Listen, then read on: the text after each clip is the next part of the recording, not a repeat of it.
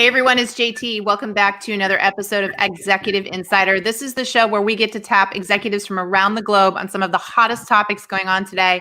And speaking of hot topics, I am going to be talking with Victor Simmons. He is a DIB expert, and you will see more about that. I'm going to have him explain to you what DIB is.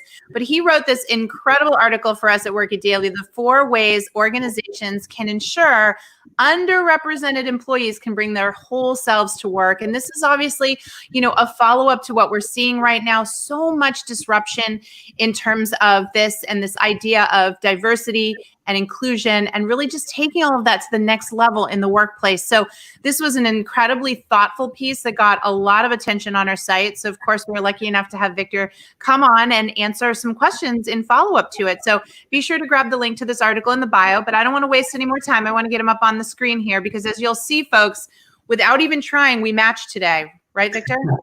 I got the memo. This is so fantastic. So I want to open up. I want everybody to hear the journey of how you got into this area of expertise as an executive, and specifically the definition of DIB, okay? All right, great. Thank you. Well, first of all, it's just a real treat to be on with you, JT. 9 years ago, I think we met, and we've just stayed in touch over the years. So this is a pleasure to be here. I am a hospitality guy in operations for many, many years. And then I wandered into human resources. And, it turned out to be something that was just so much more rewarding than I ever thought it was going to be, because I'm advocating for those folks that I work with. And at the same time, I'm the business partner to the GMs, being in the hotel business. And diversity and inclusion, and now belonging, it has transformed over the years. It used to be dealing with minorities, then it was diversity, then it became diversity and inclusion. And just a few months ago in training classes that I was doing, I was saying that we're really moving towards inclusion. So this was in January, February, and now you are starting to see this gravitation to talking a lot more around belonging, because at the end of the day, certainly with what's happening today, there is a lot of conversation, dialogue around racism, particularly because of the deaths that we have seen and the murders, quite frankly, that we've seen of Black people. There's been a lot of discussion around that. I myself included, as a Black person, is very passionate around that, very concerned around that. But in order to be able to bring change, in order to make advances, you have to have everybody in on those discussions. And so that's where you're starting to see more discussion around equity and more discussion around belonging, because we have to have everybody at the table to have those discussions. And as listeners will see today, one of the reasons that I love working with you, first of all, you are the first person that brought DIB to my attention, that added that belonging piece to the end. You were the first executive that I ever heard explain it in a way that made me say, how did we not have this decades ago when we were doing diversity and inclusion? Like to have you explain the 3 pieces, and that was, mind-blowing to me. But I think most importantly, there's a way about you, and then the audience will see as you answer the questions today, that you really are compassionate in understanding that people don't know what they don't know. Yeah. And so I love the way that you describe and explain things to people, because you don't automatically necessarily go on the offensive. You have a really thoughtful way of sort of getting at that person's mindset, which then opens their mind and shifts them. So, folks, I just want to say you were talking to and listening to an expert today who's just exceptional at taking a very delicate, painful, controversial subject and making it something that people actually want to learn a lot more about. So I can't thank you enough for that, Victor, because that piece that you did, and you've done multiple pieces, and we're going to make sure people find you on LinkedIn, but just the way you educate makes people want to learn more. And I don't think everyone in the space is doing that. Yeah, thank you for that. Thank you for those kind words. I've learned from someone who wasn't necessarily a diversity, inclusion, belonging practitioner. It was my grandfather. And you just get a lot more with honey than you do with anything else. And when you find sort of equal ground to be able to start to have a dialogue, you're usually going to have someone that's more open to hearing, because it is a difficult conversation. So it really is. But your patience for it is amazing. So folks, so we're going to get into it and ask Victor some questions around this. And the first thing I want to talk about is in this article, and even when I've spoken to you about companies who, I've been coming to Victor going, Victor, all these companies suddenly want diversity and inclusion and belonging experts. And Victor said, you qualify the opportunity, you qualify the situation about in terms of, is the CEO all in? Is the highest level in that organization all in? And I agree with you. You said, look, if that person isn't all in, then things really aren't going to change. But that naturally leads our audience to wonder, how do you qualify that as an executive in the organization? And if the CEO isn't all in, what can you do about it, if anything? So let's start there. Yeah, well, it's tough. I've been very fortunate as an HR practitioner. When you are the lead HR, it's usually you and the GM or the CEO or the president of the company in lockstep with everything you do, because everything you do touches your highest commodity in the building, which is your people. And at the very beginning, what I've learned is you have to tell the GM, the president, the CEO, you have to tell them the truth, whether they want to hear it or not. Mm-hmm. And when you do that, you already start to gain credibility because you're telling them something that they don't like to hear, but they know if they're a true leader, they know it's right. And that's when you gain credibility.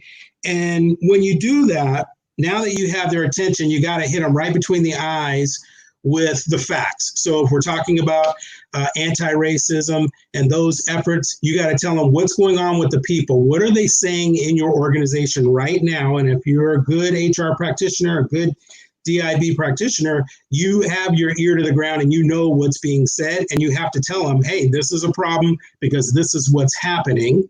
And then once you do that, you have to be a good business partner. And being a good business partner is you have to understand the way your business operates, and then you have to utilize what's happening in the world of DIB that makes sense with helping your business move forward. And you do that. I'll give you a quick example.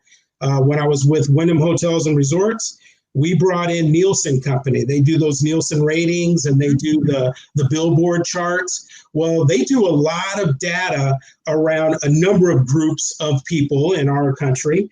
And this particular example, last year, we brought in Nielsen to talk about Latinx. And they talked about how much there is spent from the Latinx community and where it is spent and what kind of content is being consumed.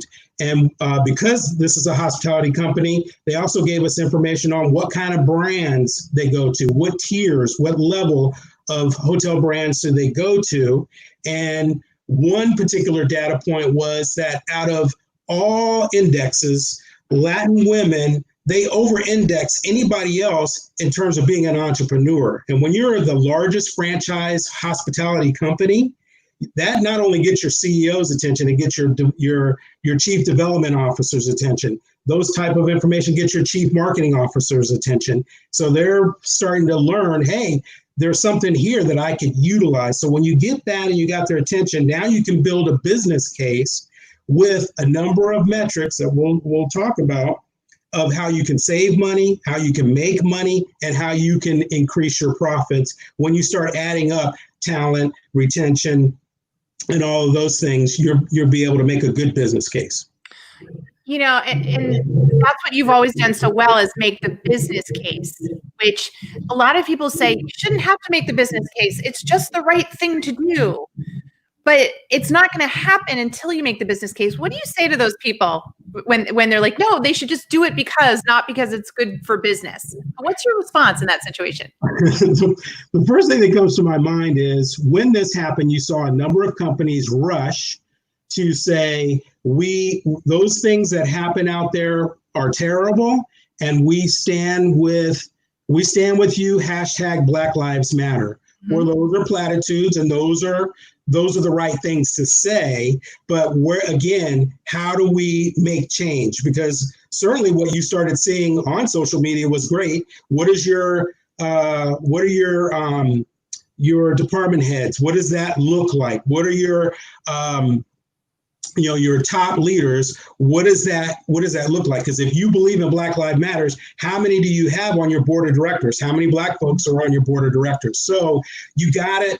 It is the right thing to do, but it is also when you get a whole group of people that are from diverse backgrounds, you learn so much more.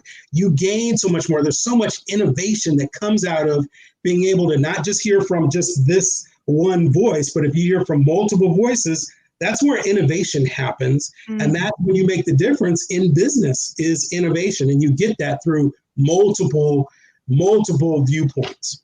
Well, and I know in this article, you make that happen through data.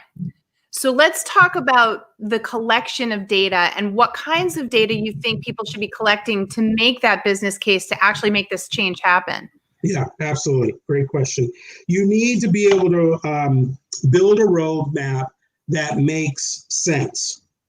And so you have to do sort of some CSI work and be able to figure out the clues that help you fill in the gaps of what you're missing. So you have to understand, it's an old adage, right? Whatever gets measured gets done. So you need to go through and start looking at all of the data points in your hiring practices, all the data points in your promotions, your hires, your terminations. You got to look at all of those things to build sort of what's been going on within your organization. So when you look at those things, that starts to tell you how many people do you have in the building and at what levels are they in? What are your policies look like right now? What do your practices look like right now? You have to analyze those. And from your policies, there's data that you can gather from that. How many people did we lose because of this particular policy? How many people did we gain because of this particular practice? And you get all of that data together so that you could start doing the analysis to determine where your gaps are and where your opportunities are. I love that because we're seeing a lot of layoffs right now, a lot of restructuring. I'm going to give you an example. I heard about an organization and, they were pulling their numbers in terms of diversity and how many Black people they had on staff, like what percentage. And then they saw their layoff numbers and they saw the disproportionate number of Black employees that were laid off. And they said, but this is just a business decision, right? That this was the department that needed the layoffs, and this is where these individuals happen to be. And they were challenged back and said, no, this is a much bigger issue. This is a recruitment issue, a talent development issue, a succession planning, because why was this group of people so heavily concentrated in this one area in your organization that ultimately ended up being impacted by the layoffs? And they never looked at it that way. Do you see what I'm saying? They never stepped back. Yeah. And so you wrote about this too in the article about talent development and succession plans that create exposure for an organization. So talk more about that. Yeah, you got to think about who was left behind and who was left out. And so when you think about that in those terms, you have to use a diversity and inclusion and belonging lens to almost everything that you do. You have to go through that lens. And it starts at the very beginning when you look at people that come into your organization. How did they get there? And it's human nature. We all, as leaders, when we are hiring folks for positions, we have a tendency under human nature to select people that are similar to us. Absolutely. They may have gone to the same college. They may have gone to the same church. There are a lot of different things that we recognize. I'll just use myself as an example. I worked my way through college. So I have a tendency to take folks that worked their way through college. I just think there's something about those individuals versus those that didn't. But at the same time, maybe there's a missed opportunity from that person that you need to consider. But in this case, what I'm saying here is that we have a tendency to select people that are like us or similar to us. Right. And if you get a referral from somebody who's like somebody that you know, and you hire that person without going through the regular succession planning process, without the selection process, they've missed all of those steps. that gives those people that were left behind an opportunity to think, maybe I was left out. And why was that? And as an HR practitioner, you are leaving yourself open for potential discriminatory actions because you have either not used the practice that you already have in place, or there is no practice in place. And that's why you need to put in mentoring programs, succession programs, and you use a diversity and inclusion lens to make sure, am I missing anybody? We're not saying that you should just hire a Hispanic. We're saying that you should hire the right Hispanic, and you should be looking at what kind of pipelines are you bringing into your organization so that you get the best candidate possible. That's so true. And we've been touting for years, 80% of jobs are gotten via referral. I've heard numbers, it's now up to 85%. So based on what you just said, doesn't that perpetuate hiring like hires like? And how do we disrupt that system without putting these processes in place and saying, sure, you can refer people in, but they need to go through the process. They need to meet those qualifications for this to work. It's incredible. So incredible. Yeah. You talk about governance as part of accountability, right? So talk more through this. So you just said, okay, look, we've got to make sure that we do these processes so we don't break rules, but how do you ensure that even happens, especially in large organizations? Yeah, this is, back to the conversation you have with your CEO, your president, when they are on board, think about all the other business objectives that you have in an organization to be successful. One of the things that you need to make sure is that just like you do with any other business executive, the marketing officer, they have goals that are assigned to whatever they're doing. They have incentives that are assigned to whatever it is that they're doing, and all of the functions that operate a business. We need to do the same thing. When you're putting together a diversity inclusion program, that is just as much of a business imperative as anything else. That's how you're much more innovative. That's how you're bringing more money into your organization. And so you have to treat it as such. So when you do that, there should be goals that are assigned to advancing that initiative. There should be it should be part of the performance program. So when we're saying, yes, you did good at that, you did good at that, where are you in the DIB process? And if you are accomplishing those things, then you would get rewarded in some fashion. And if you're not, just like if a chief marketing officer and chief developing officer is not bringing in X amount of franchises, what happens to that person? Right. They end up getting a lower assessment on their performance, or they lose their job. Same thing should happen when we are doing DIB practices. That's the difference between treating it as something that's the right thing to do, but when it's a business imperative, we treat it the same way. Okay. So a follow-up question on that for you. I've gotten pushback from some individuals say, look, JT, I run a division of the company, or I run a company in this part of the country where it's just all white, right? Like I live outside Boston. Yeah. A lot of people never say I live outside Boston over the border in New Hampshire. New Hampshire is a predominantly white state. So I've heard excuses from the people around me saying, well, I can't hire for diversity because diversity isn't here. Yeah. Yeah. What do you say to that?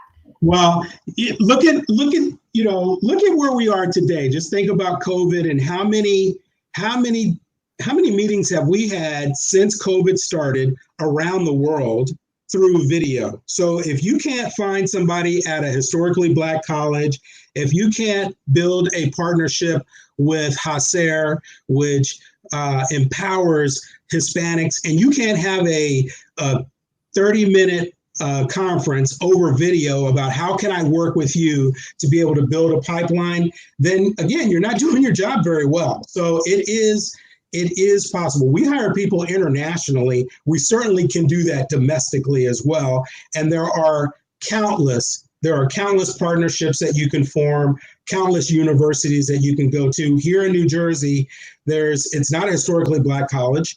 It is just a college that has a higher number of diverse people that go to that college. And that's where when I worked with Wyndham, that was one of the schools that we recruited at, because there's a higher number of diverse people that go to that school.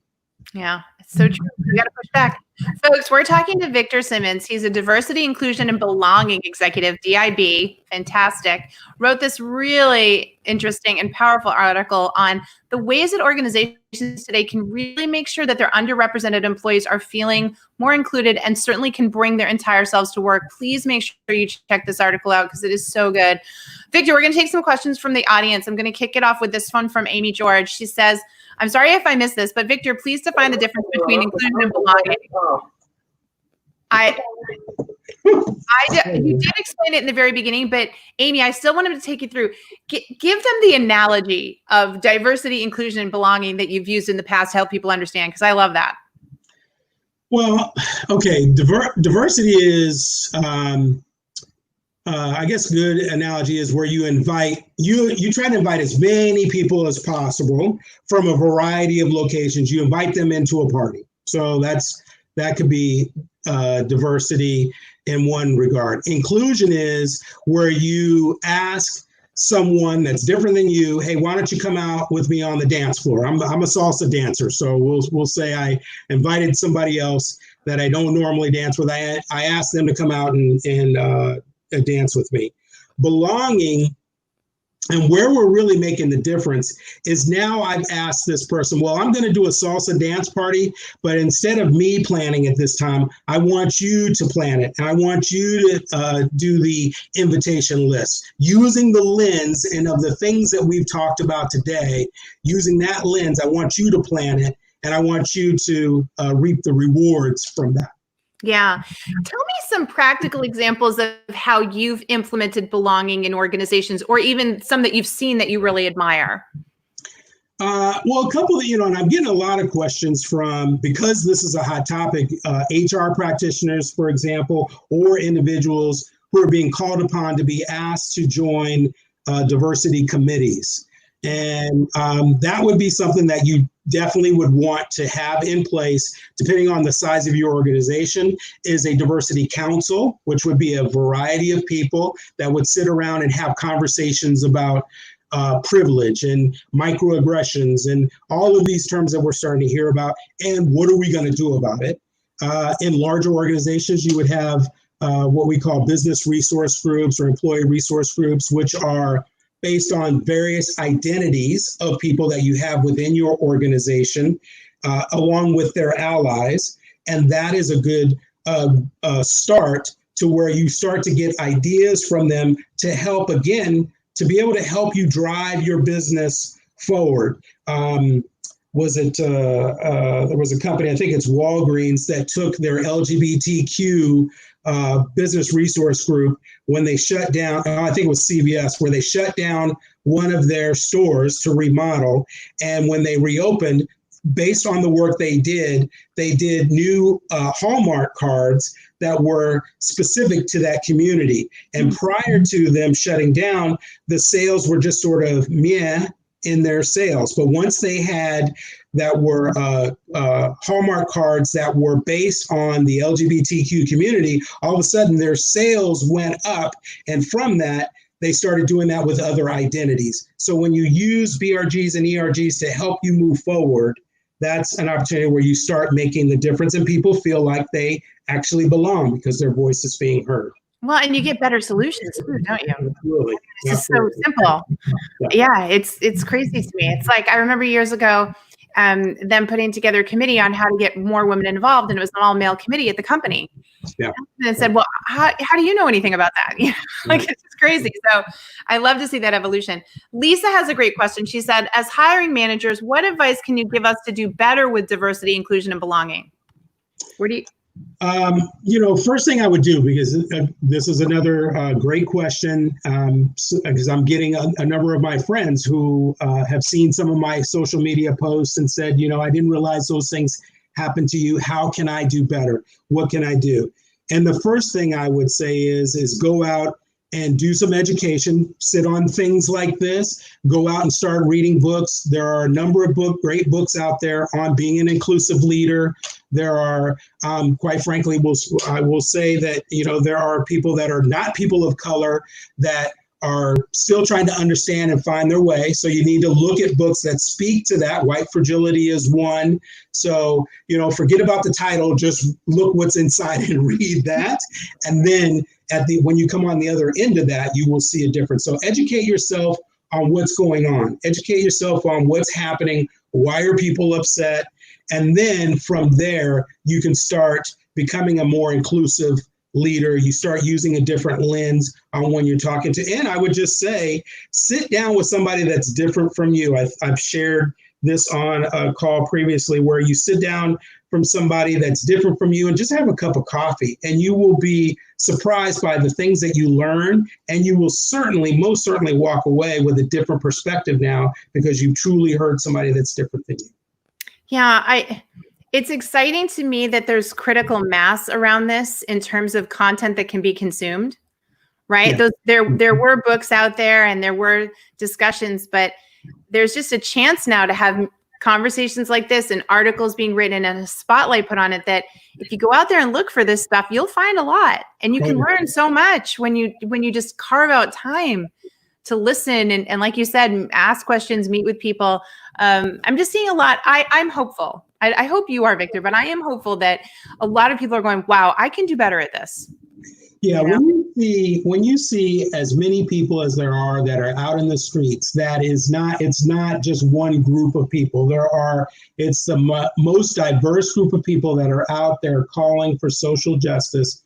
It is definitely heartwarming for me. It definitely gives me good spirit to know that it has been a moment, back in 2012, 2016. It was really there were moments in time, but now we really are at a movement, and it's great to see. I totally agree. So we've got a question here from Melody. I have found creating a safe place to just start these conversations creates a beginning to changing perspectives. We did that as part of a new hire orientation. Do you have other examples? Well,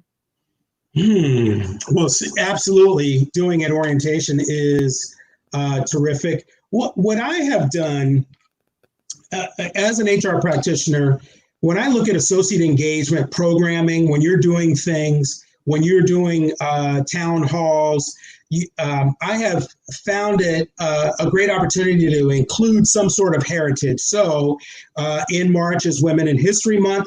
So if we were doing something during that month that was a town hall, for example, we made sure that there was an educational piece around women in history.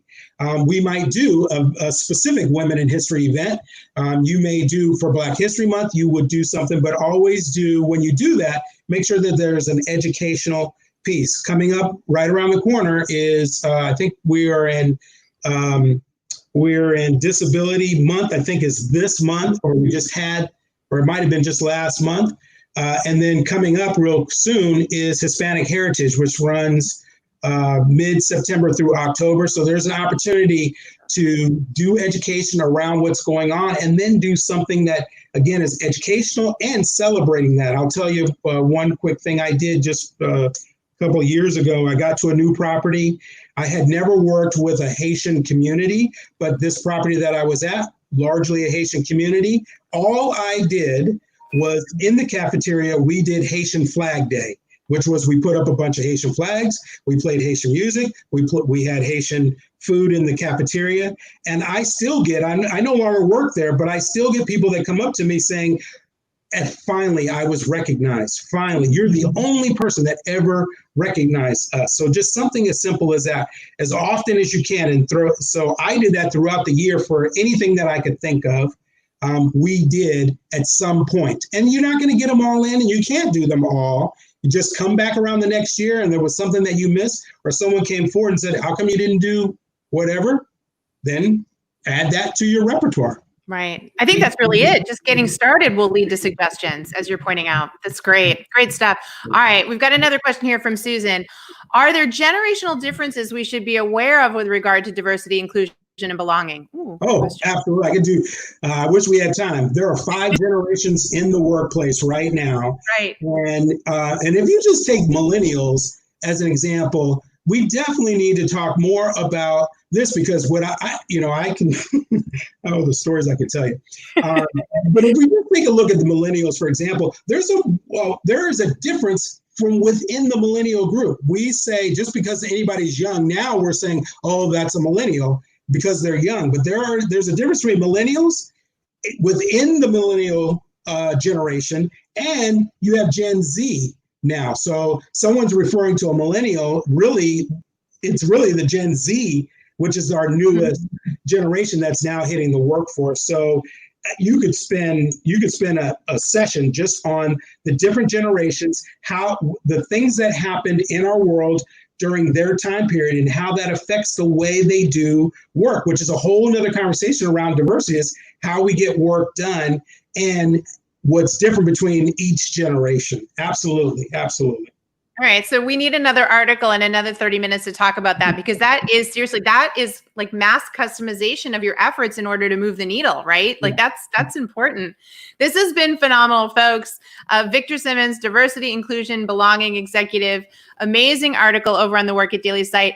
What is the easiest way for everyone to reach out and connect with you? Where would you prefer they do that? I'd say LinkedIn, Victor Simmons on LinkedIn. That'd be the best. Certainly if you find me on, I love getting more followers on my social media platforms. I'm on Twitter, I'm on Instagram, but LinkedIn's the best. I would say the easiest and best one. Fantastic. All right. I always love to give our guests the last word. So in closing, Victor, what is the biggest thing you want people to take away from the discussion we had today? Wow. Okay. I would say sit down with somebody that's different than you and have a cup of coffee. I wish I could share with you, a journey that I went through in a couple of instances. It will make a big difference in you as a leader. Be an inclusive leader. I love it. Fantastic. There you have it, folks. Listen, I hope you take the time to go read the article. Please go follow Victor on LinkedIn and his other platforms. As you've seen, I delivered as promised. This is a very insightful person who has an epic style of delivery. So Victor, I can't thank you so much for taking time out of the day. Take care, everyone. Stay safe. And remember, until our next Executive Insider, if you want to win, you got to work it daily. All right. Ciao, everyone. Thanks, JT.